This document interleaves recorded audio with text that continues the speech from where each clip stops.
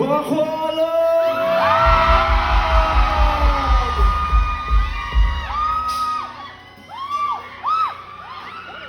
po kayong lahat?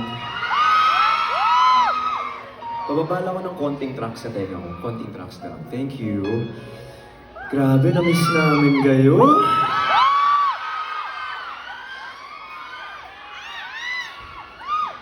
By the way, bago natin simulan lahat, ako po pala si TJ Monterde. Welcome to In Between. We've been touring this since February. Galing kaming Araneta Coliseum, yung ginawa namin. And then, ginawa namin sa US a couple of times for a couple of months. Tapos, ngayon lang ulit kami bumalik ng Pilipinas. And this is our first show for the Philippines for this after the US namin. So, kaya sabi ko, nakakamiss kayong lahat. Ay, nako. Yung energy, yung lang, matubig lang ako.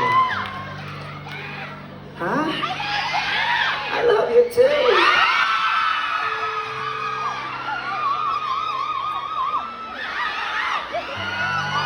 love you too! Pero may sing-sing na ako!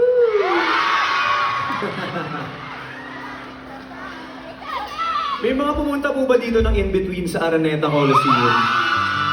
Marami. At alam ko, sa show na to, marami ang outside Bacolod galing pa. Susubukan ko kasi alam kong maraming dumayo galing Manila pa. Ayan lumipad pa yung mga yan. Maraming salamat sa inyo. Okay, Iloilo!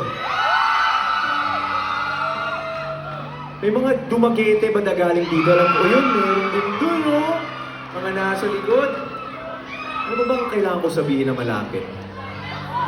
Negros? Cebu? May mga galing Cebu?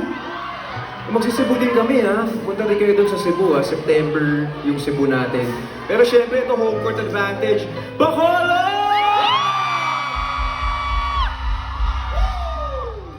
Na-excite ako kasi galing na kami dito last year. So sabi namin ni KZ, grabe, may manonood pa ba sa atin doon? Pero ngayon hanggang likod yung tao natin dyan sa pinakalikod. Sana mamaya pwede kaming makalapit dyan sa inyo. Susubukan natin yan. Gusto ko na magpasalamat sa inyong lahat, of course, for being here tonight. Alam natin yung panahon kanina and kahapon medyo mahirap, but you all are here, so we super appreciate you guys. Balik palakpakan natin ang isa't isa. Sobrang, from the bottom of our hearts, sobrang salamat po sa inyo. At syempre gusto kong pasalamatan si Lord for this chance and this opportunity to be here on stage. Dahil ang lahat po ng ito ng ginagawa namin, itong lahat ng tour na to ay regalo niya po sa amin. Ito po'y pahiram lamang. So I wanna thank Lord, salamat po sa chance na ito. And, of course, gentle reminder bago ko simulan ang lahat at tutuloy ko to sa next song ko. Gentle reminder lang sa mga wala pang partners na nandito. Or, sabihin natin may partners na. Isa sa mga natutunan ko lang talaga is yung napaka-importante ng pipiliin mong makakasamang tao habang buhay. Yung life partner mo, sobrang laking bagay yan sa buong buhay mo. Ba't ko nasabi to? Kasi, there was a point, marami akong kwento marami akong baon. So, kukwento ako sa inyo. Ayos lang ba yun? So, there was a point sa buhay ko, na akala ko, music wasn't for me. Akala ko parang, okay lang siya. It's an experience. I've done a few songs, pero hindi ako magkaka-concert ng parang ganito. Never ko na-imagine na mangyayari itong ganito. Feeling ko walang makikinig sa akin, walang manonood pag ganitong tipong concert na full concert. Hindi ako naniwala sa sarili ko. Pero naniniwala sa sarili ko, or naniwala sa akin, ang asawa ko. Kaya ko sinasabi yan kasi it's very important to find, sana all talaga. It's very important to find that right partner na ibibigay sa'yo ng Diyos. Kaya gusto kong pasalamatan si KZ for always encouraging me na gawin ang lahat ng to. At isa siya sa mga dahilan talaga kung bakit nandito ako sa stage ngayon.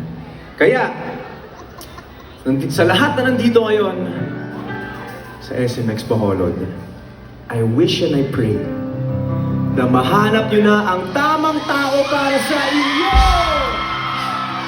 Yung hindi kayo sasaktan, hindi kayo iiwan, at mananatili hanggang sa huli. Kasi naniniwala po ako na sa tamang panahon, darating din